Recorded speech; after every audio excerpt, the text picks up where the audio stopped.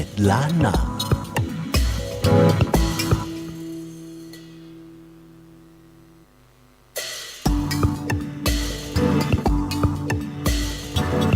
ท่านกำลังรับฟัง CM77 วิทยุอินเทอร์เน็ตล้านนา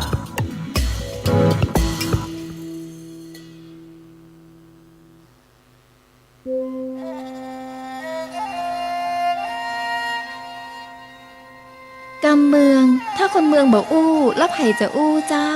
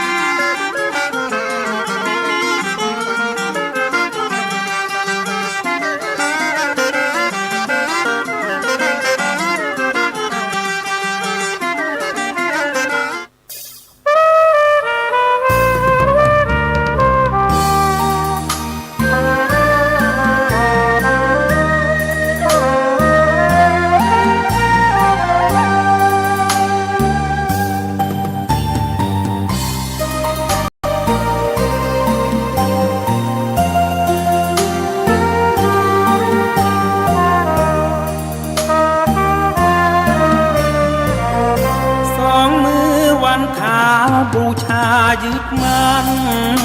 ตั้งจิตและอธิษฐานลูกขอบนบานสืบสารดังว่าลูกคนล้านนากราบไหว้บูชาครูบาท่านเป็นองค์พระสง่าดังเห็นดุจเป็นร่มใสใหญ่หลวงแคว้นลานาครูบายิ่งใหญ่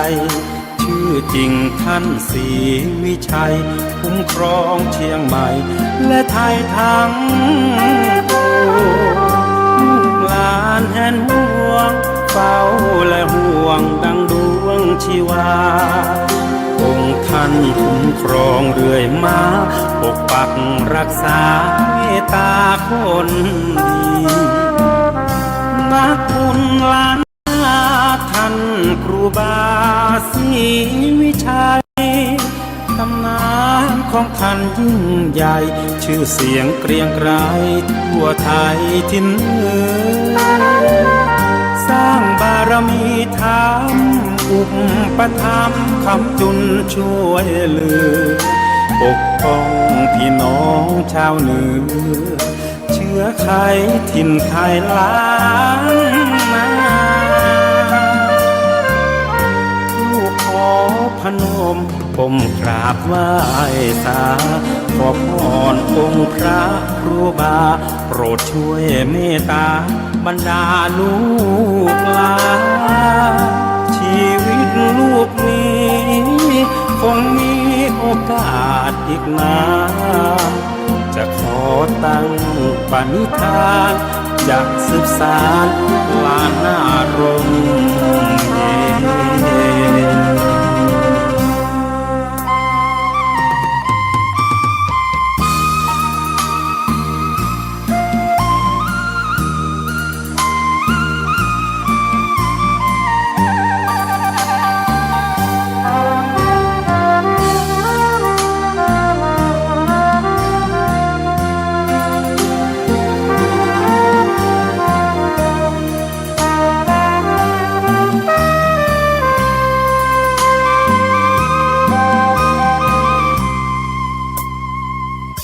นักบุญล้านนาท่านครูบาศรีวิชัย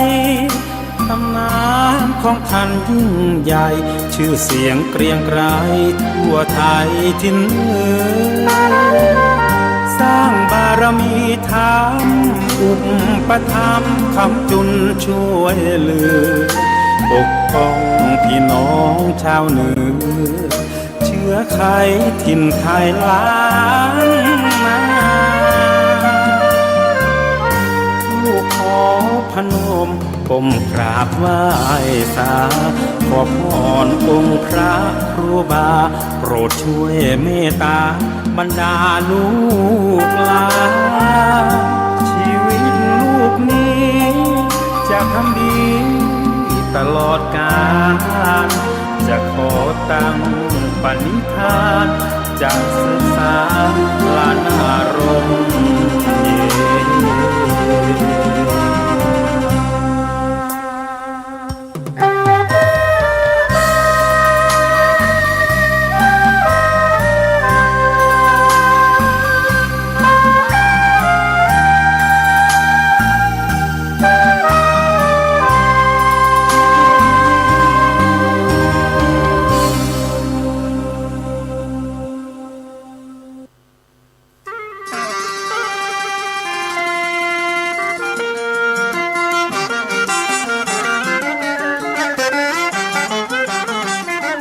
สวัสดีครับท่านผู้ฟังที่ฮักทั้งหลายครับมาป้ากับรายการบ้านเฮามันเน็ตกับ cm77.com เนาะนะครับทุกวันศุกร์เสาร์อาทิตย์นะครับเวลาตั้งแต่บ่ายโมงจนถึงบ่าย2โมงครับวันนี้ผมกระท่อมน้อยดำเนินรายการนะครับนั่งอยู่ตัดนี้ FM 104.50 เมกะเฮิรตซ์วิทยุส่งเสริมพุทธศาสนาและวัฒนธรรมวัดฝ่ายหินนะครับแล้วก็ทาง YouTube เนาะทาง Facebook วัดฝ่ายหินเนอะนะครับcm77 วิทยุอินเทอร์เน็ตล้านนาครับ www.cm77.com นะครับวันนี้ป้ากันในวันติดเนอะนะครับวันติดที่8เดือนมีนาคม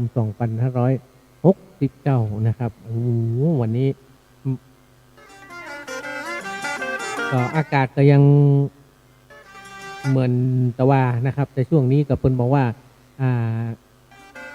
ทางพยากรณ์อากาศเพิ่นก็บอกว่าเริ่มจะมีพายุเนอะนะครับมันมีหนังสือเตือนมานะครับพายุฤดูร้อนบริเวณภาคเหนือเนี่ยจะเกิดขึ้นนะครับส่วนมากบริเวณแม่ฮ่องสอนเชียงใหม่ลำพูนตากกำแพงเพชรสุโขทัยนะครับเป็นทำหนังสือเตือนมานะครับเนื่องจากบริเวณการกดอากาศสูงนะครับหรือมวลอากาศเย็น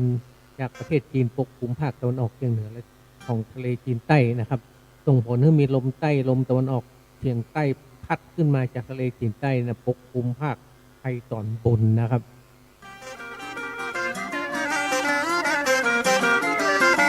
ในขณะที่บ้านเฮามันร้อนเนาะตอนบนมีอากาศร้อนอยู่แล้วนะครับมันก็เลยมาปะกันจะทำให้มันเกิดพายุฤดูร้อนนะครับเราควรหลีกเลี่ยงในสถานที่โล่งแจ้งนะครับใต้ต้นไม้ใหญ่สิ่งปลูกสร้างป้ายโฆษณาที่บักแข็งแรงหรือเกษตรกรควรเสริมความแข็งแกร่งให้ไม้ผลนะครับเตรียมการป้องกันความเสียหายที่จะเกิดขึ้นกับผลผลิตทางเกษตรและก็สัตว์เลี้ยงรวมถึงการดูแลสุขภาพในช่วงสภาพอากาศเปลี่ยนแปลงตัวนะครับอันนี้เป็นกรมอุตุนิยมวิทยาภาคเหนือนะครับเป็นประกาศมาเนอะนะครับมาตะว่าเมื่อบ่ายโมงครับ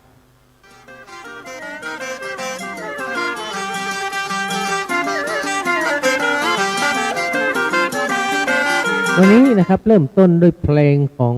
ไอ้หมวกสุรชัยนะครับไอ้หมวกสุรชัยนี่ก็เป็นคนบ้านเฮาเนี่ยครับคนสังกะแปงกะหาหนอกนะครับเสียงดีขนาดนะครับเป็นเสียงนักร้องลูกทุ่งนะครับยุคก่อนๆเนาะ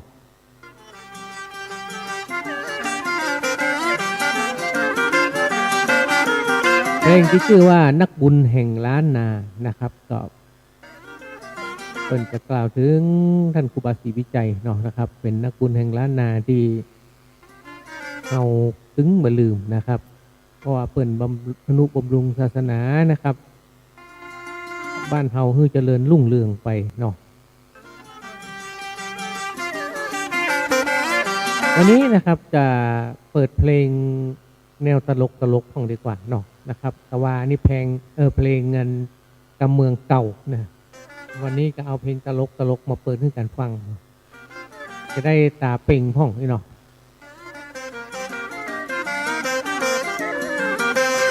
หลังจากที่ช่วงนี้ก็มีข่าวนะครับข่าวบ่ค่อยดีแต่ได้ในเชียงใหม่เนาะมีหลายเรื่องหลายราวนะครับมีกระทั่งเรื่องของเราวัยรุ่นนะครับ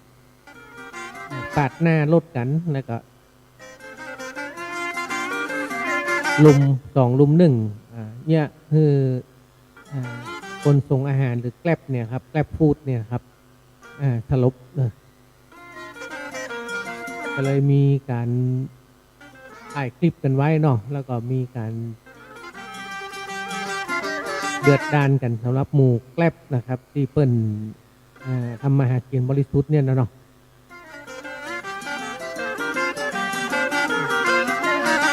ตอนนี้ก็คนที่ลุมเปิ้นเนี่ยก็ได้เข้ามอบตัวแล้วนะครับและอันเนื่องจากว่าอย่างก็เนื่องจากว่าความใจฮ้อนเนาะนะครับอากาศก็ฮ้อนคนก็ใจฮ้อนไปแหมนะครับปาดหน้ากันนิดกันหน่อยก็ให้อภัยกันเด้อนะครับบ่ใจมาตีกันจะอี้เนาะยิ่งตัวเก่ามี2คนก็ไปลุมเปิ้นเตะเปิ้นตีเปิ้นจนถึงเข้าโรงยานะครับประเด็นนี้ก็ฮู้อยู่ห้อง ICU เนาะแถมเรื่องก็เป็นเรื่องของการฆ่ากันนั้นนะครับสำหรับเราที่ทำงานร้านอาหารนะครับก็ถูกฆ่าอยู่ที่ห้องพักนะครับที่แถวหางดงเนอะอันนี้ก็อ่านข่าวมาจากเจ้าของหดหูใจเหมือนกันนะครับมาเดียวคนฆ่าแกงกันง่ายกันไปเนาะศีลธรรมคุณธรรมบอกให้มีนะครับเราต้องช่วยกันนะครับรณรงค์ให้เขาวัดเขาวากันพ่องเนาะนะครับจะได้จิตใจ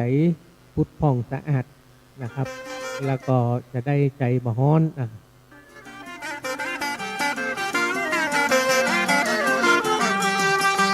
เชียงใหม่เฮานะครับเป็นเมืองใหญ่เนอะนะครับเมืองใหญ่แล้วก็เป็นเมืองหนึ่งที่มีวัดหนักที่สุดในประเทศไทยนะครับเป็นเมืองหนึ่งนะไปทางใดก็มีกระวัดนะครับแต่คนเข้าวัดมันน้อยเนอะนะครับเพราะโดยเฉพาะเราอ่อนรุ่นใหม่เนี่ยนะครับ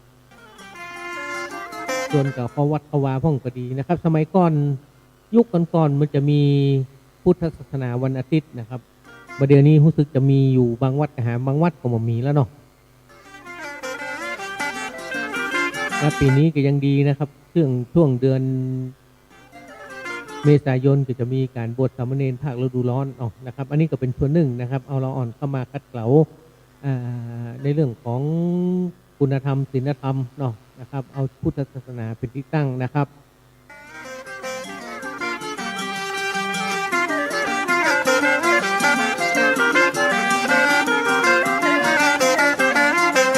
นะครับทักทายกันพอหอมปากหอมคอมาฟังเพลงกำเมืองตลกกันนะครับสัก3ผลงานเพลงครับเพลงแรกนะครับเพลงเข้าใหม่ป่ามันนะครับร้องโดยไอ้วิทูลใจพรหมเพลงนี้ก็เป็นเพลงที่ทำสร้างชื่อเสียงให้ไอ้วิทูลใจพรหมเนาะเป็นเพลงครับบุญทามือถือนะครับอันนี้ก็เป็นเพลงที่สร้างชื่อเสียงให้กับไอเทพธาราปัญญามนะนะครับไอเมฆครับคนเท่าป่าปิ้งนี่วงการันตีครับตามผลงานเพลงครับกับรายการบ้านเฮามันเน็ตกับ cm77.com ครับ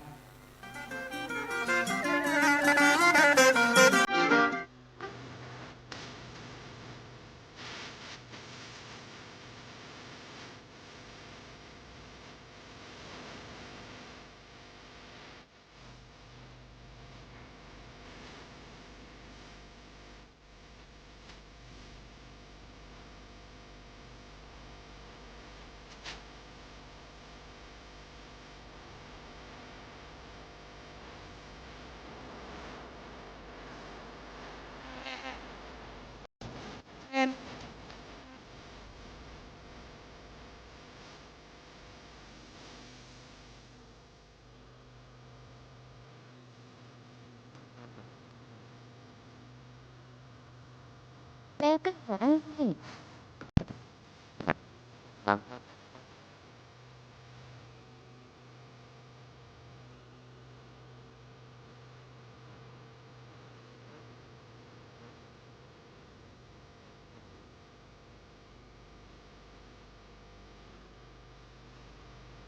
เอา เ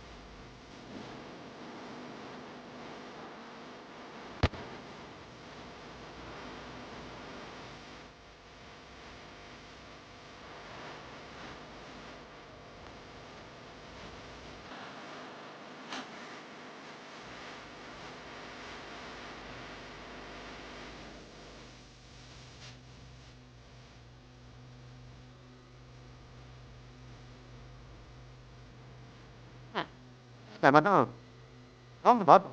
แต่มัน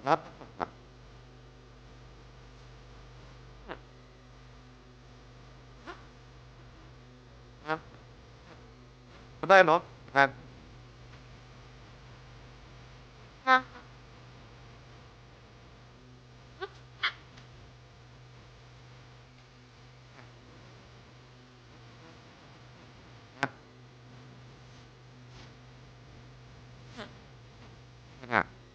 ทีมกันหาเ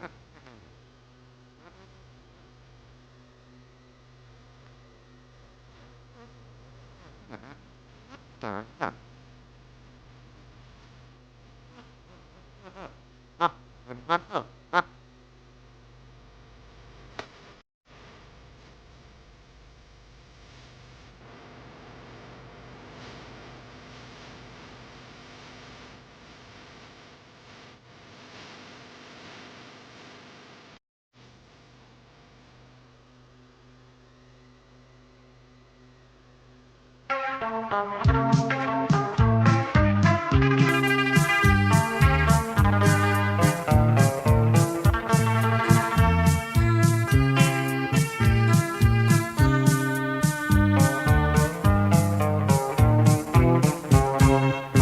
บ้านนอกบ้านนาที่สวนที่นาเป็นที่จัดสรร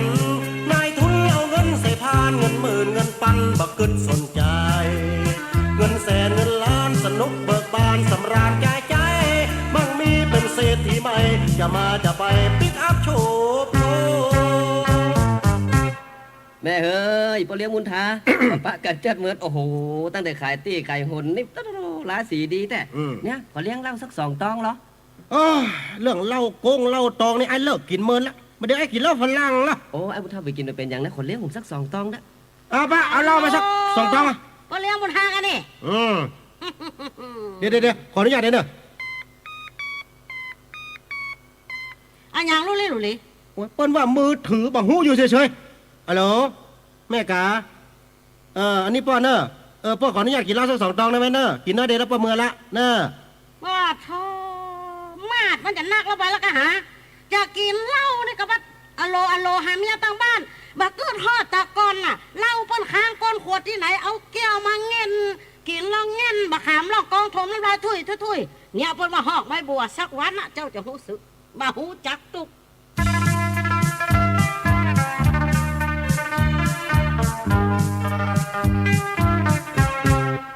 เศรษฐีบ้านนาพ่อเลี้ยงบุญทาร่ำรวยมีเงินไปไหนสบายเหลือเกินสนุกเพลิดเพลินจำเริญหัวใจ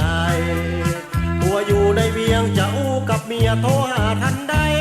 อู้กันตันอกตันใจจะมาจะไปอู้จะพาที ป้ากะปิบะเมนห้าหอมๆนี่ก็เจ้า พอจะไปมาถามที่กำบ่มีเตอะตั้งแต่เกิดมาพอเท่าหัวปะงอก3 4 4 4บ่เคยป้าที่ไหนเนอะหากะปิที่มันบ่เหม็นนะ เดี๋ยวขอห้าโทรศัพท์กันเนอะฮัลโหลใครเจ้า ฮัลโหลแม่กะ อ๋อป้อกะ แม่เอากับอันขัดแจห้องน้ำไว้ที่ไหนพ่อเจ็บท้องอะแม่ แม่ก็วางบนหลังตู้ฮันเหรอ ที่ไหนตู้ไหน หลังตู้เสื้อผ้ากับป้อ อ๋อกะแต่ยันนะแม่เนอะ เตี้ยเนาะ อีปันอย่ามาเกิดฮอดขี้เก่าขี้หลังเหียพังไปขู่เฮ็ดทอบบนดอยหลังปอเกาะปอกองบัดเดียวพะแน่หลังข้าป้อจะจู้กันอย่ามาเยิงเยอะเอิ้นใส่กันมาอะโลอย่างนี้ โหป้า คนเฮานะค่าได้ยามมาได้เนอะป้าเนอะหันไล่จะซื้อร้านนี่เผาเห็นแล้วเหรอ อะโลหันว่ามีเงิน แต่งมาเผาให้ปะเนอะ อัลโหลป้อแม่จะปีกบ้านแล้วเนอะลมเสีย ป้าก็ล้มขึ้นเหมือนกันละไปไกลๆเถียไป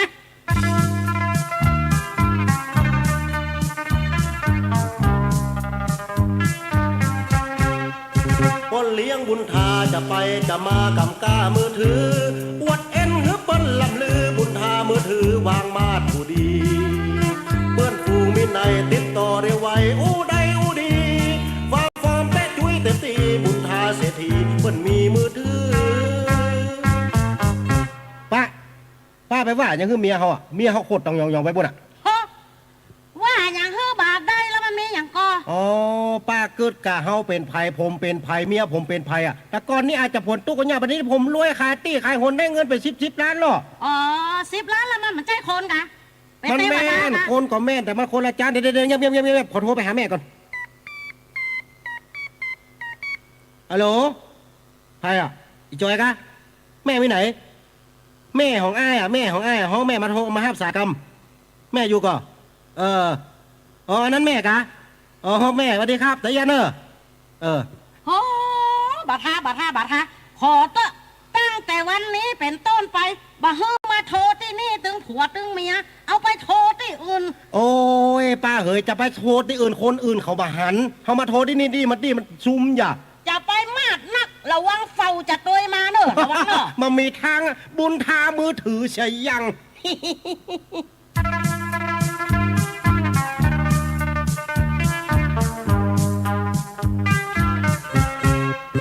เศรษฐีบุญทาเมื่อถึงเวลาน้ำตาไหลนองบ่มีแล้วเน้อเงินทองเมียซ้ำจ้องห้องเล่นจูเปิ้นลือบ่เลี้ยงบุญทาวันนี้ผ่านมาบ่มีมือถือไปไหนข้างตายฮือเปิ้นยึดมือถือบ่ได้อะโลอันยังขะโลกเพราะใครมาค้างนี่เฮาอย่าโอ้ป้าเลี้ยงบุญทามานอนอย่างนี้มันมีบ้านอยู่เปิ้นยึดไปหมดแล้วว่าเล่นว่าแต้มอะไรเนี่ยเต้นะขอเป๊ะเราจะ5 ห้อยจะไปมาเล่นกันเนอะกำลังเปิดร้านใหม่นะมาเล่นนะเต้นะป้าเอ๋ยก็เมียไปไหนอ่ะหนีบอกแล้วมันหนีไปตัวจูเอาจะตังเอาไปหมดเงินไป10 ล้านอย่ามาเสี่ยงโวย10 ล้านเจ้าล้านเนี่ยขายตีได้9 แสนอ๋อมีกันลายออกลายเข้าบอกหมีขี้ยาจ่อกูดเหรอหมอมามีละมือถือพวกก็ยืดไปหมดละหอบปันยืดยังก็ได้เสียค่าโทรศัพท์เพิ่นยัง80,000ก่อนปันยืดไปแล้วงั้นเอานี่ไปต่างก็ได้ไอ้ยังป้านี่เหรอของป้ามือถือนี่ก็มือถือนะป้าโอ้ไปเลยนี่มาก๊อบแก๊บบ่ยะไม่ก็ต่างกันได้ลูกว้า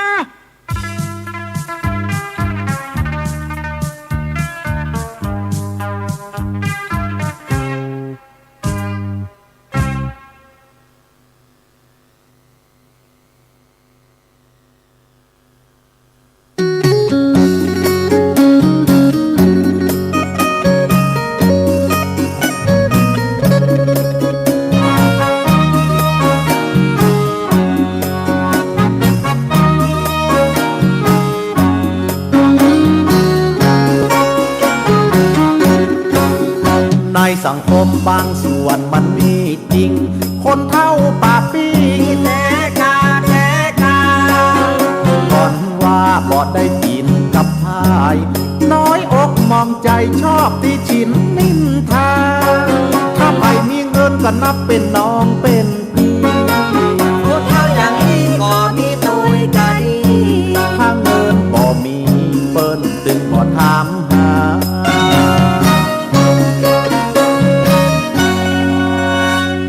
กินข้าวเหี่ยขวายแล้วนะกินข้าวหะหมอ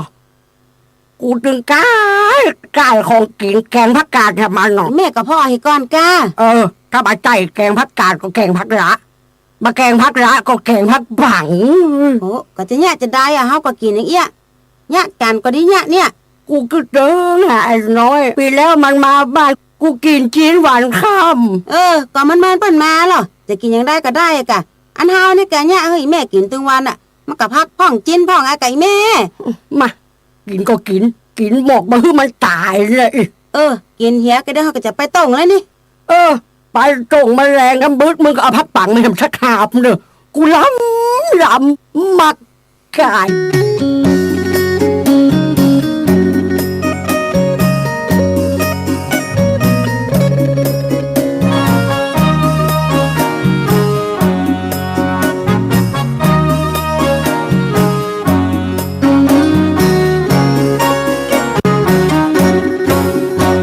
ว่าข่าวก็จะต้องว่าดำก่อนเปิ้นว่างามก็จะว่าบ่งามดำอูชอบปิ้นไปปิ้นมาชอบไปนั่งนินทาได้ทิศเทียงกันอยู่โดยที่มาก็ชอบนินทาพี่ปานโอ้เท่าแบบนี้ระวังชาติสำคัญอยู่ด้วยป้ายันชอบเล่าขวัญตามี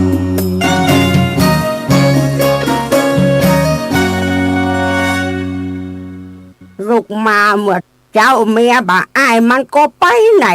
หอเหือนเดือนเท้าก็ถึงบ่าปัดบ่ากวาดถ้วยก็บ่าล้างของกินก็บ่าหมีเฮ้ยอุ้ยป้อลูกสะใภ้ก็มีอย่ามากวาดบ้านคนเดียวน่ะโอ้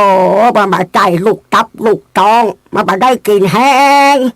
มึงเป็นลูกเป็นหลานไผอีน้อยอุ้ยจำบ่ได้ก็เป็นหลานไอ้แซมนะกะนายนังคำหล่อเบาจะมางามแกะงามหวานแหละมึงจะไปไหนอีน้อยน้องจะไปบ้านป้าจันย่าน้องไปแล้วเนอะไปละกะ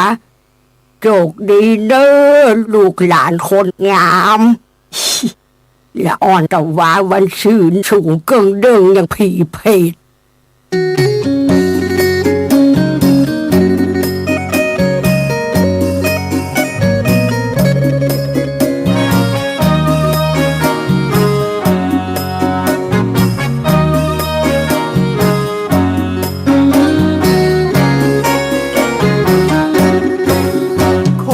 เฮาถึงเพราะหามยามสวยหาคนมาช่วยมันบ่มีก่อนเปิ้นว่าดีมันก็ยังว่าหายว่าเหมือนเปิ้นก็อายก็เลยว่าเป็นสิ่งดีรุ่นหลวกไล่สุดมันย่อมมีควันมีจีกินกับไผ่กับแตงหน้าบ้านหน้ากีคนเฒ่าอย่างอีจังอูองค์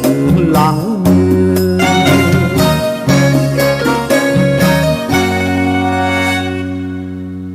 อีแม่เฮาต้มเห็ดเฟืองไว้ในตู้ฮันเด้อขยะก็กินก่อนเตอะบ่ถ้ารอเฮาว่าเด้อโอ้มึงบ่ต้องห่วงอีแม่อะมาก่อนตะกี้อีโอ้ยเอาแกงมาให้อีแม่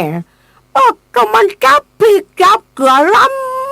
ำอีเอ้ยแกงพี่เอ้ยหยังเฮาน่ะแกงลูกโป่งมาฝากพี่เอ้ยมาให้อีแม่ปะยะโอ้ปอตีเตอะอีแม่กินไปปากถ้ามันไม่หาบึ้งอีเฮ้ยคนเฮาเนี่ยอันน้ำไผ่มาแค่เหมาะไอ้แซมไปใหญ่แม่ไอ้แซมคือขาเลยนะมึงจะไปไหนไอ้แซม ถ้าว่าป่าปิ้งเนี่ยมันคือป้าป้อเนี่ยสำเตือป้าป้อจะได้กินข้าวลำแถมน้อยจะได้ตุยเอกอะขอบคุณหนักเนี่ยแชมป์ชักเลยบัดเดียวดูหน้าตางามข่าวทุนบุญแต่ขอบคุณป้าป้อขอบคุณเอาบุญรักษาเนอะพวกคนเท่านะหน้ามือหลังมือปิ้นปักปิ้นแปกคนเท่าป่าปิ้ง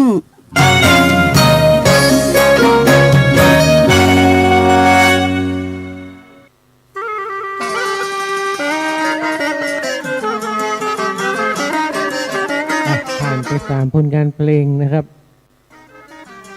เพลงข้าวใหม่ป่ามันบุญแท้มือถือแล้วก็คนเท่าป่าปิ้ง มันก็ม่วนไปแบบเนาะนะครับเพลงตลกนะครับฟังบดีซีเรียสเนอะนะครับอย่างข้าวใหม่ป่ามันนี่ก็เหมือนกันนะครับกระจุกเอา เอาเป็นว่าเอาชีวิตประจำวันเนาะของบ้านเฮาเนี่ยนะครับแต่ผ่องเล่นผ่องเนี่ยเอามาเป็นเพลง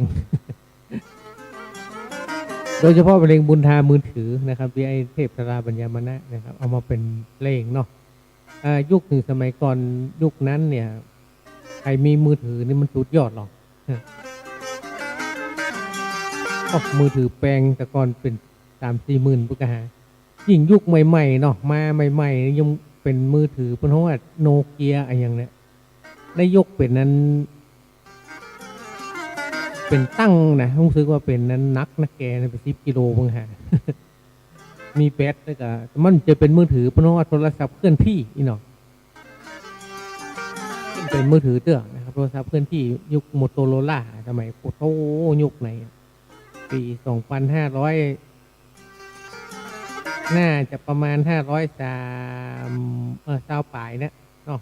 28 26 27 28นะฮะเนาะ ยุคนั้นนี่ปุดโหแป้งนะครับมากำดูมากับเริ่มเปลี่ยนวิวัฒนาการมาเรื่อยๆเนาะก็เป็นมือถือนะครับมือถือก็โถยังกระดูกนี่แต่ก่อนพอมาเป็นมือถือยังกระดูกนักแกเนอะกำนี่ปวดโตหิ้วไปไหนก็นักนะครับเข้าก็น้อยลงติ๊กๆเนาะเบา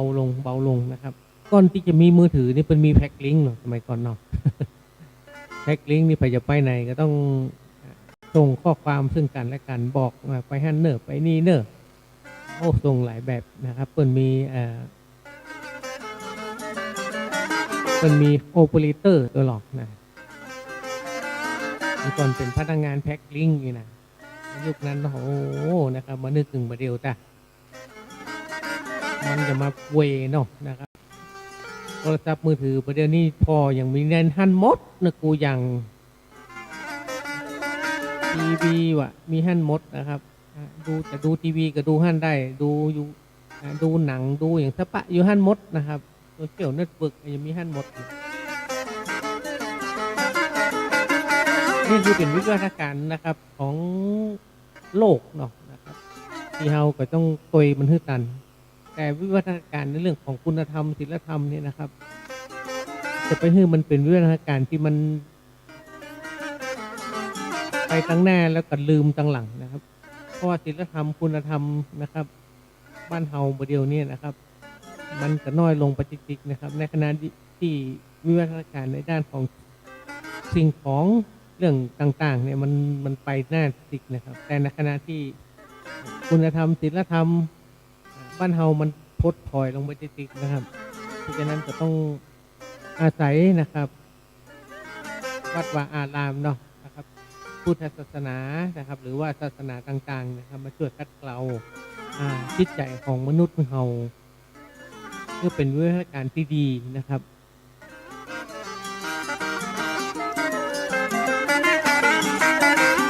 อย่างที่เคยบอกเนาะนะครับเคยบอกว่าสมัยก่อนเนี่ยมันมีพุทธศาสนาวันอาทิตย์ที่สอนคัดเกลาละอ่อนนะครับ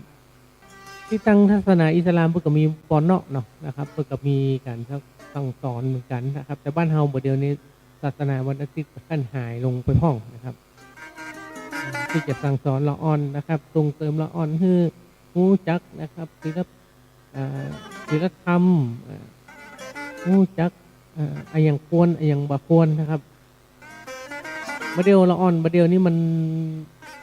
อยู่ในโรงเรียนต่อถูกสอนมาบอกให้นักกระไดนะครับมองว่าวิชา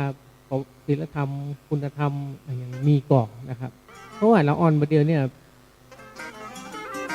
เตียวไก่คนเท่าคนแก่อย่างเหมือนแต่ก่อนนี้เนาะเตียวไก่คนเท่าคนแก่ต้องย่อลงนะครับต้องก้มนะครับบ่เดียวนี้เตียวไก่บ่อยากไก่ขาบ่อยากข้ามหัวคนใหญ่ละ นักแก่นะครับนั่นนะครับวิวัฒนาการพอมันเปลี่ยนไปนะครับทำให้เรารู้สึกอ่อนใจเหมือนกันเนาะแต่ว่าเราก็ต้องยังไงช่วยกันสอนนะครับช่วยกันสอนช่วยกันสั่งเนาะนะครับเราอ่อนมาเดียวมันกำมือถือกับคนเครื่องนะครับ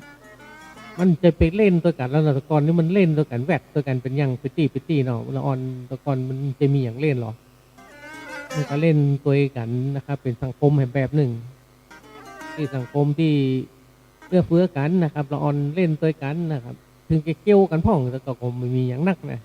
แต่อย่างน้อยก็มีกิจกรรมร่วมกันนะครับมาเดียวละออนกับมือถือคนเครื่องอยู่คนแจ็คคนจองนะครับคนห้าคนอย่าง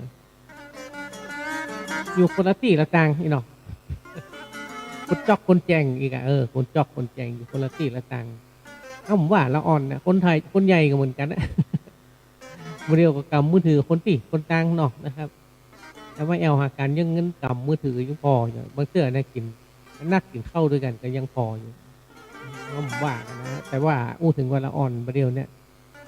มีหลายที่หลายต่างหลายประเทศนะครับที่เป็นมีกฎหมายในเรื่องของโซเชียลเน็ตเวิร์กนะครับโดยเฉพาะอินโดนีเซียนะครับเริ่มวันที่28 มีนาคมนี้เพิ่นจะมีการปิดโซเชียลกับละอ่อนที่อายุบ่เกิน18 ปีนะครับเพราะฉะนั้นละอ่อนอายุน้อยบัดสามารถเล่นโซเชียลเน็ตเวิร์กได้นะครับในประเทศอินโดนีเซียนะ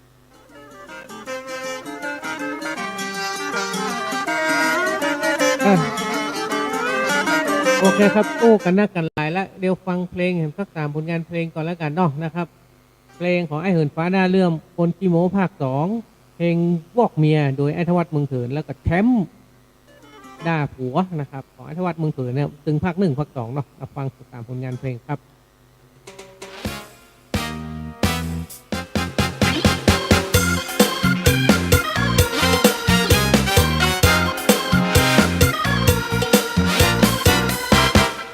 จะเป็นเรื่องจริงหรือจะเป็นนิทานเป็นเรื่องเราค้างตำนานสืบต่อกันมาบ่ได้ขี้คุยบ่ได้ขี้โวหรอกนะบ่เคยนินทาเสียแต่ว่าขี้โมโอ้ไอเล่นไปไหนมาน่ะโอ้ไผ่โอ้ไอเหินกะโอ้อิดใบอิดเงาไอเหินนี่ไปตักน้ำบ่อมาเลิกขนาดมันเลิกบ้างใดลำเหลือป้าอุ้ยบอกว่าสมัยก่อนป้าอุ้ยขุดเนาะ8 ไม้เศร้าก่อนเนอะ8 ไม้เศร้าครับ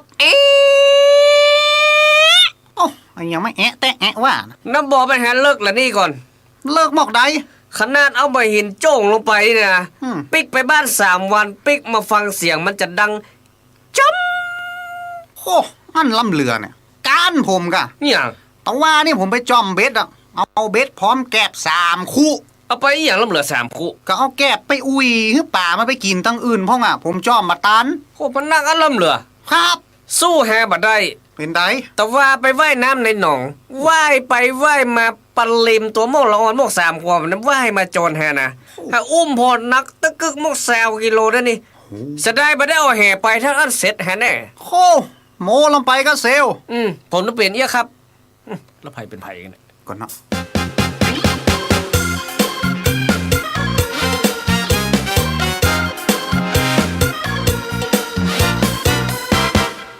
จะเป็นเรื่องจริงหรือจะเป็นนิทานเป็นเรื่องเราค้างตำนานสืบต่อกันมาบ่ได้ขี้คุยบ่ได้ขี้โวหรอกนะบ่เคยนินทาเสียแต่ว่าขี้โมฮ่าช่วงนี้ความจำเสื่อมเฮ้ยเหินอย่ามอแต่ว่านี่นะขี่รถเครื่องไปวัดกำปีกพอปีกมาถึงบ้านอ่ะลืมขแจรถเครื่องไว้วาดปัวแล้วมาอย่างไรนะก่อนเนาะแฮ่ซ้ำหายละคิงกะเนี่ยแต่ว่าขับรถไปกาดปีกมาถึงบ้าน7 จะหัวรถยังลอกคอหันอยู่อ่ะโหแล้วปีกแม่งได้น่ะก็เนาะอย่างคิงนะโอ้เสี่ยวนี่อู้อย่างใดเนี่ยอู้เล่นมาได้ครับแต่อันนี้เรื่องจริงนะเรื่องอะไรอย่างครับหมอติดแล้วเนี่ยเข้าป่าไปล่าสัตว์กับน้องเบาปะใส่หมูป่าตัวเล่นน่ะให้เอาปืนขึ้นเลงนี่นะบุกกองเลงนั่นน้องเบาให้ซึกอ่ะโอ้มันเอ็นดูหมูป่ากะมันกลัวให้ใส่พริกเผ็ดโอ้โมละยิงโดนบ่โดนหมึงให้เป็นเยี่ยมป่ะ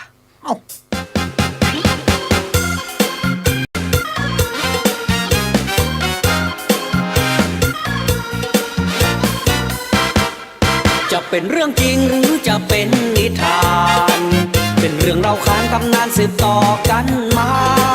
บ่ได้ขี้คุยบ่ได้ขี้โวหรอกนะบ่เคยนินทาเสียแต่ว่าขี้โมให้เหินว่าตา กับตีนเนี่ยไอ้ยังไม่จะสำคัญเหรอกัน โอ้แฮว่าตา ให้ผมว่าตีนว่ะ ตาสำคัญกว่า แล้วมันสำคัญอย่างไรตาเนี่ย เอาถ้าคิดมันมีตาขี่ไปไหนได้ก่อ แต่ถ้าไอ้เหินมามีตีนแล้วไอ้เหินจะเตี้ยวได้ก็ โหจะได้ตาต้องสำคัญกว่าอยู่แล้ว แล้วมันสำคัญกว่าอย่างไรล่ำเรือเนี่ย ก็ขนาดชื่อคนอ่ะเพื่อจะใส่ชื่อว่า ดวงตา มีที่ไหนดวงตีน อ้าว อย่างตุ๊กตา มีก็ตุ๊กตีน หืม อย่างเครื่องเดิมอ่ะแลกตาซอย มีที่ไหนแลกตีนซอย หืม อย่างไวตามิวมีก็ไวตีนมิว แล้วเคยอ่านข้างกล้องมันก็ เมื่อเขียนว่าได มีโปรตีน มันมีที่ไหนพ่อเขียนว่ามีโปรตา แล้วป้อเมียคิดเราภาษากลางบนห้องอะไรหยัง พ่อตา นั่นน่ะมันมีที่ไหนพ่อตีน เอาอีดีกว่าปะ ยัง คิงว่าตากับตีนเนี่ย อันใดมันจะชนะ แค่ว่าตา แต่หาว่าตีน อะไร อันก็ ตีนเต็มตาบ่ใจตาเต็มตีน โอ้ยไอ้ห่านี่ติดตั้งเบ้าตาครับหุ้ยเลือกเอาติดดีกว่าเว้ย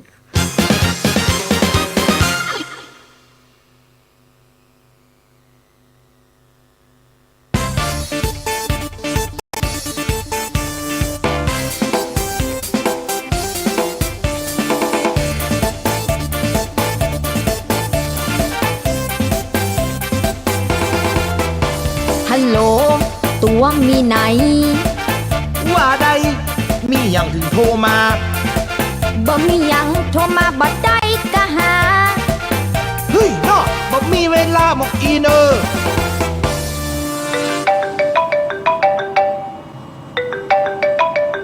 ฮัลโหลตัวได้ยินก็ ฮัลโหล ฮัลโหลไผนะ ฮัลโหลตัวได้ยินก่อนเนี่ย ไผนะบ่เคยได้ยินสัญญาณบ่เคยมี ฮัลโหลคิงได้ยินฮะก็ประเดี๋ยวเนี้ย ได้ยินแล้วว่าใด ออกบ้านอย่างเจ้าวีผมเล่มมากๆใส่แผ่นน้ำหอมปุ่นจะไปไหน เอิ้นตัวก้นปอบาตันน่ะ ก็บอกแต่คืนแล้วเหรอว่าอ้ายจะไปขึ้นบ้านใหม่เปิดอ้ายที่ลำปางอ่ะ แน่ใจก้าว่าจะไปลำปางแล้วตอนนี้มีไหนละ กลางทางขับรถอยู่ ไหนลองเปิดกระจกเหรอจะฟังเสียงลม ไปมีอะไรตัวรถจอดติดไฟแดงอยู่เนี่ย อันก็เปิดวิทยุก็ได้อะ มันรู้กดแล้ว ไฟบ่เข้า ลองเต็กแกรถเหรอ ไปกดได้จะได้ก็เดียวกันหน้าไปจะได้ลงมาด่าหัวนะกะ อันก็เปิดไฟเลี้ยวอ่ะเปิดไฟเลี้ยวจะฟังเสียงติ๊กตอกติ๊กตอกอ่ะ ก็เปิ้นจะไปตรงอ่ะตัวจะให้เปิดไฟเลี้ยวซ้ายเลี้ยวขวาจะได้กำเดียวกันทางหลังมันจะได้เอิ้นด่าหัวนะกะ อันก็ลองเปิดประตูรถแล้วก็ปิดแหงๆเพื่อฟังกำเหรอ โคนอ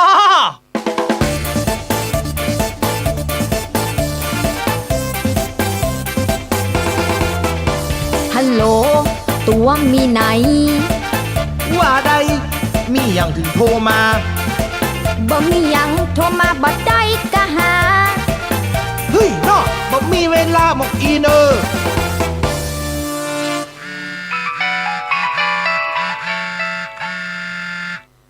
ฮัลโหลตัวมีไหน ร้านก๋วยเตี๋ยว เตียวไหน ห้างชัดเนี่ยกะ ลำก็ มาได้กินเธอกำลังสั่ง เส้นน้อยว่าเส้นใหญ่ มีเหลือง ร้านก๋วยเตี๋ยวยังมาเงียบปิ้งพอยังเป็นอยู่ในห้องนี่ มันเจ้าอยู่ลูกค้าเปิ้นบ่เคยมี แน่ใจนะว่าอยู่ร้านก๋วยเตี๋ยวอ่ะ ถามนักจะไปย่อยนะ คนอยากกินข้าวเนี่ย ไหนลองเอาจอนเคาะถ้วยให้เปิดฟังกำเหรอ โคนอ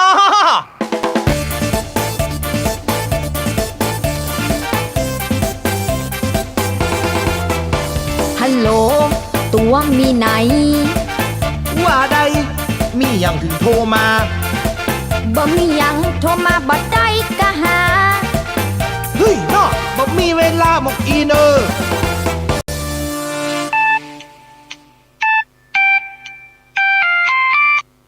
ฮัลโหลตัวถึงไหนล่ะ กำลังจะปิก ก็ไหนว่างานขึ้นบ้านใหม่มันมีลำปางเนี่ยบ่ได้ก็ยังมาปิกขำแตะขำว่า อู้เปิ่นอู้ฝูงอยู่ในกะตัวคนหู้จักกันนักโล แล้วมีไหนล่ะ ขับรถอยู่นะโอ้ยกำลังออกงานมาเนี่ยกำลังจะปิกนะกะ อ๋อกะแล้วถึงไหนล่ะ ก็ลงด้วยขุนตาลมาเนี่ยกะโอ้ย คุณตาลป้อคิงกะหายืนอยู่ใต้รถคิงเนี่ยหน้าร้านเราคิงหักเลือดอยู่เนี่ยออกมาเดี๋ยวนี้ออกมา ครับผม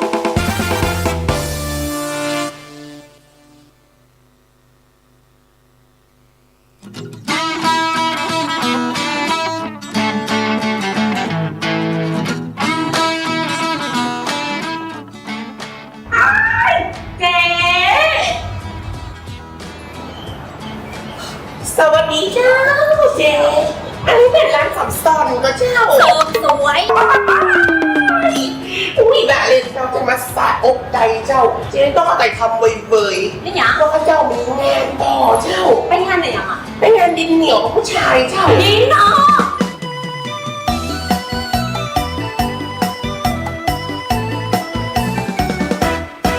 งยามแรงตาวันแดงกาบแก้วแกหลังแกแอวกับเจ้าหมูสักกำจดลาบลำลับหนังสักกำก่อยปีกบานหัวเมียลำคาญมันจะโทรมาด่าเฮา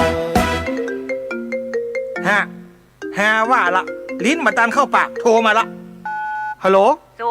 เลิกงานละมีไหนนะประเดี๋ยวเนี่ย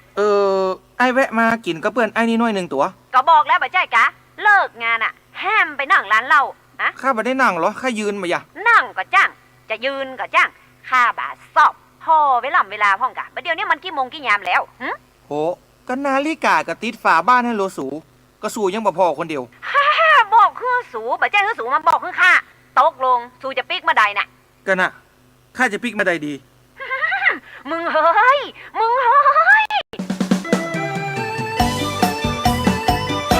แก้วสองแก้วสามไหลลงคอลงมานั่งล้อมวงกินจนพ่อเมาปอตึกเปื่อนเศร้าปอตึกเปื่อนแก้วเฮาจะปิกแล้วหัวเมียเฮาโทรมา แฮ่โทรมามะฮัลโหล ถึงไหนล่ะประเดี๋ยวเนี่ย อ๋อมาเดี๋ยวนี้ลงมาเกิดขวดแล้วสู ข้าถามว่าสูปิกมาถึงไหนไม่ใช่ถามว่ากินเสี่ยงไปเต้าใดอ๋อประเดี๋ยวนี้ยังแจ้เน่าแจ้ตายอยู่ที่เก่าหันอยู่กะ บัดได้อยู่ที่เก่าแล้วนะสูข้าเขาย้ายมาตั้งในเพื่อละโต๊ะตั้งนอกฝนตกหำอย่า ป๊อดกูขึ้นข้าถามว่าสูอะปีกมาถึงไหนข้าโลกินข้าวอยู่เนี่ยข้าอยากเข้า โหก็สูอยากเข้าสู่อย่างบกินก่อนข้าก็ไม่ได้เอาปากสูมาตีนุขี้มาตัวโหล โดนแหมแล้ว มึงหูจักอีปิวปักใบลูกเนี่ยใบไฟแลบหน่อยไปนะมึงเฮ้ยจะไปฮื้อข้าได้โทรมาแหมรอบแม่จะด่าเอาจนหูตุกพออย่างหมาฝรั่งกันมา บอกอีก่อนบอกเมียเฮารอกินข้าวปอเนอร์หมู่เฮาข้าหมดเวลาเมียโทรมาสายพอจะไม่เฮาอยู่บ่ได้มันซ้ำเหลือจักสิ่งเกิด ปูห้ากินตับปูห้ากินไตบะพีปั้นใบบะตายลู่ต้องบะพีกินหัวบะพัวผีทะเลบะพีไทยบะควายสัตว์ตวงนางเหงาหน้าเซิร์บะพีปกกระลงบะห้าไตกัดบะห้าไตไก่บะห้าไตปองบะเฟดหายบะลายรู้มันเป็นอย่างใดล้ำเหลือบะเดียวเนี่ยกูโทรไปมึงบอกว่ามึงจะปิกบ้านจะปิกแล้วมึงยังบะเข้าบ้านต้องหอดบะเดียวมันหมายความว่าอย่างไรมันม่วนเต็มที่การล้านเราขนาดมันม่วนเต็มที่เลยมึงจะนอนหั่นบ่บะเดียวเนี่ยลูกเมียอยู่ยังบ้านยังจองมันบะสำคัญแม่นก่อฮะมึงจะเอาอย่างไรบะเดียวเนี่ยกูจะให้มึงเลือกระหว่างจมูกกับเมียมึงจะเลือกเอาอันใดถ้ามึงเลือกจมูกกับของเลือกกับเมียถ้ามึงเลือกเมียกับของมึงเลือกกับจมูกมึงยังมาตอกูมาประเดี๋ยวนี้มันหมายความว่าอย่างไรกูถามมึงสิบ่ได้อ่ะมึงจะเถียงกูกะประเดี๋ยวนี้มึงจะขึ้นเสียงกับกูก็ย้อนมามึงเป็นคนอย่างยากะขับมาแรงมาหักเลือดไตก็เล่ากูใกล้หนีบมึงก็งอกหลอกมึงก็จางเหี่ยวกับบะป้อนเข่าเขย่ากับบะแหงแตงกับบะเมินเงินกับบะหนีเปิ้งอ่ะไอ้ฮิกูบะยุ่มมันเป็นอย่างไรกูใกล้เนาะกับคนอย่างอี้นี่นะมึงจะเอาอย่างไรมึงตอบกูมาประเดี๋ยวนี้ถ้ามึงบอกพอใจวันพุกมาเจ้าไปเลยไปอำเภอกูเซ็นใบหย่ากับมึงเข้าของมีตะการแบ่งกับคนเกิงไม่ต้องมาอู้นั่งหัวบักดึงนี่นะกูใกล้ใบใกล้บอดมันเป็นอย่างไรลำเหลือแก่เน่าแก่ตายอยู่อย่างหันกี่โมงกี่ยำแล้วก็ตามมึงยังบ่พอโคตรถ้ากูง่วงเงามึงมีหันกะโคตรป้อมึงมีหันกะน่าไอ้ยังลำเรือเนี่ยด่าเอาไปเนี่ยด่าหัวปะหัวเอ็นช่องไฟด่ายังได้ลำเรือเนี่ยหายใจทุ่งขี้อ่ะกูบ่ใจไก่น้อยเฮ้ยหายใจทั้งเหงือกอ่ะกูบ่ใจป่าหลิมสรุปแล้วมึงจะปีกกับว่าบ่ปีกกับปีกบ้าน ปีกไปหน้ากี่โต๊ะขี้เก่าโน่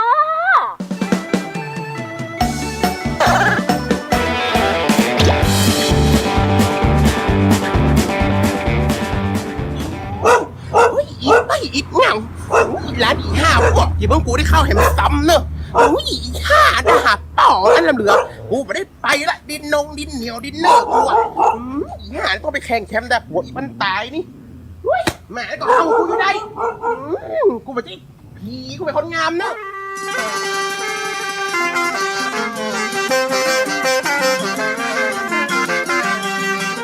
ะครับการไป3การเพลงนะครับเพลงตลกนี่ก็ทำให้ตาเป่งไปพ่องเหมือนกันเนาะนะครับแต่ว่าไอ้ลำเหลือจ้ะนักแก่พ่องเนอะนะครับตามสไตล์ของอัธวัฒน์เมืองเถินนะครับเรียกเป็นยังซอนะครับรับงานซอทั่วไปโดยนะครับความสามารถพิเศษนักนะครับอัธวัฒน์เมืองเถินนะครับเป็นนักแต่งเพลงนะครับห้องเพลงเป็นยังซอตัวเองนะครับเป็นคนรุ่นใหม่ตัวเนาะ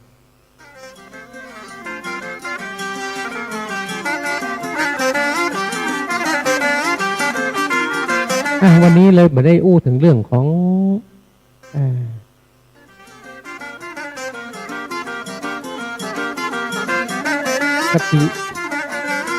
คติธรรมคำสอนอีเนาะอู้หน่อยก็ยังดีนะครับเอากรรมของพระพุทธเจ้าแล้วกันนะครับที่เป็นสรุปคำสอนในเรื่องความมามีทุกข์ของพระองค์ทั้งหมดนะเอาไว้ประโยคที่ว่าสิ่งทั้งหลายทั้งปวงบ่ควรยึดถือว่าเป็นตัวเราของเรานะครับคำสั้นๆนี้ก็มีความหมายนะครับความหมายประโยคเดียวก็เท่ากับเข้าใจคำสอนทั้งหมดของพระพุทธเจ้าแล้วนะครับถ้าใครปฏิบัติตามคำสอนได้เพียงตะอี้ก็เท่ากับการได้ปฏิบัติคำสอนทั้งหมดของพระพุทธเจ้าแล้วนะครับถ้าใครได้ก็จะได้ผลนะครับได้ผลนะครับได้รับผลทั้งหมดเลยนะเรื่องสิ่งทั้งหลายทั้งปวงบ่ควรยึดถือว่าเป็นตัวเราของเรานะครับ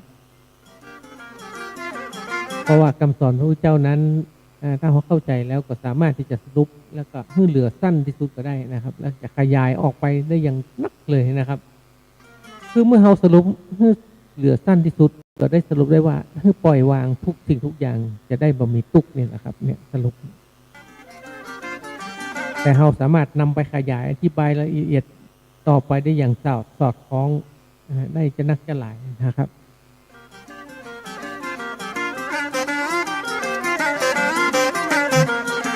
อันนี้เป็นคำสอนสั้นๆนะที่รู้สึกว่าโอ้นะครับมันครอบคลุมไปขนาดเลยนะครับ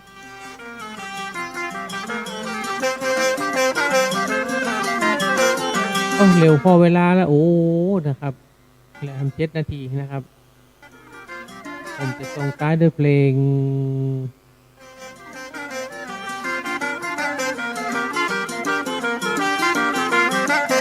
ของวงการันตีนะครับ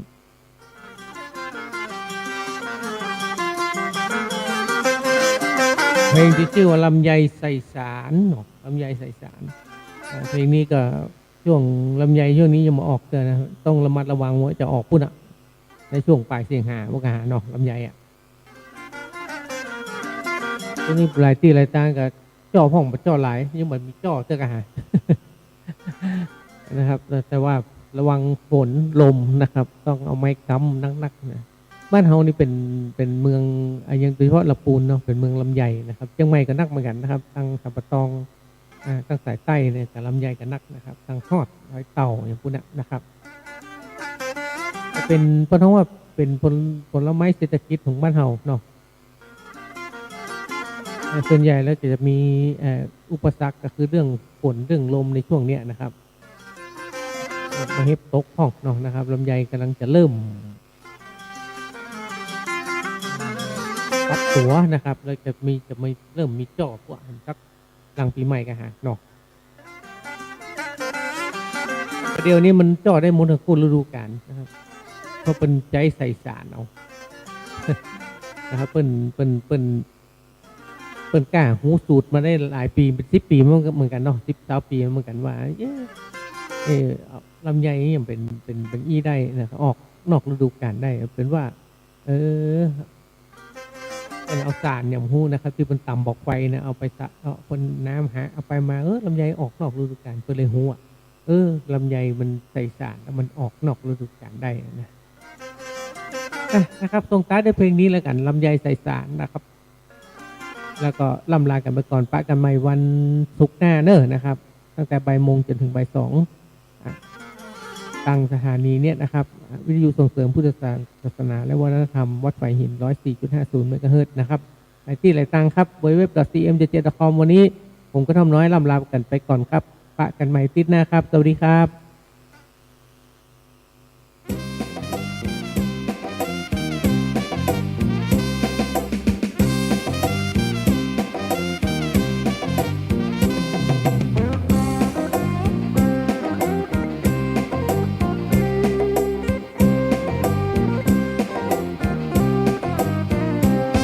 เทคโนโลยีก้าวไกลสุดแต่ลำไยก็ยังใส่สารทุกใจเจ้าส่วนแต่นอดอกทอก็สอก็ซ้ำมาบ้าน ลำไยจ่อซ้ำบ่ออก ลำไยจ่อซ้ำบ่ออก เป็นว่าเอาดอกไปออกธนาคาร โอ้ลุงใจยังแปลงโหยุ่งโหยี หวีผมไม่พ้องกา อ้ายบ่มีอกมีใจหวีผมหวีเผาอย่างไงแชมป์กึดแกวกะลำไย100 กว่าต้นไม่ได้สตางค์ชักบาท มึงได้ก็ได้แชมป์ เฮาได้ยังควันน้อยปอกไก่300,000ป๋า อันว่าโอ้บัดที่ลุงนี่อย่ามาออกชักน้อยอย่างงานแชมป์ ก็เฮาใส่สารลูกจะเอาจอดตลอดปีก็ได้ลุงใจ อันได้ยินเขาว่าใช่ฉานนี่นะต้นลำไยมันจังตายนะแชมป์ อ้าวต้นลำไยตายกับลุงตายจะเอาอย่างไรแล้วลำไยตายที่ดินลุงยังอยู่ถ้าละต้นลำไยอยู่ที่ดินลุงมีธนาคาร แล้วลุงก็จะตายตัวเองน่าฟังคะแนนใส่ถูกสูตรมาตึงมาตาย อันลุงจะใช่ชักน้อยเนาะแชมป์เนาะ ลองไปเนาะมาลองมาหูแจ้ ยินดีเนาะ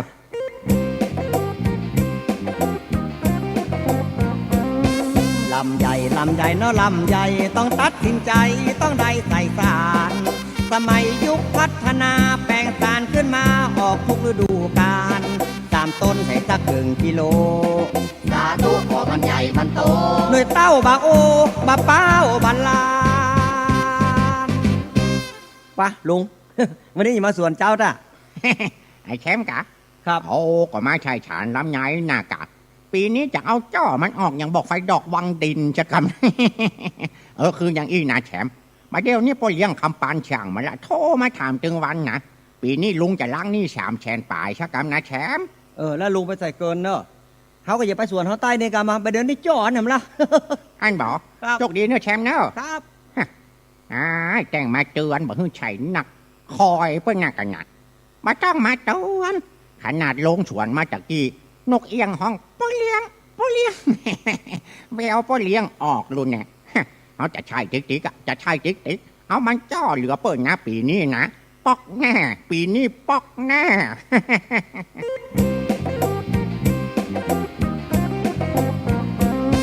7 เดือน8 เดือนผ่านไปพอจ้าลำไยกิ่งใดก็บ่หัน ปิ่นกำปิ่นเวนสั่งจ้าเหมือนสารอาญาที่ลงโทษทัน คิดไปโหใจมันอ่อน คิดไปโหใจมันอ่อน ต้องไปขอผ่อนกับธนาคาร น้องแดงพ่อมีบ้านก็ นี่ปออยู่ในโซนลำไยปุ่นอะวันคำเป็นวันคำเข้าป้าก็บ่ยอมกินลำไยก็มีหน่วยจุ่มถ้าลำไยตายจะขาโตตายต้อยไหนแซมลองเข่าไปพอในโซนลำไยหือกำเหรอ โอ้ใครมานั่งให้หัวอยู่อย่างนั้นอ่ะ ใครหัวหยังใช่ยาตาบ่มีมอนกะ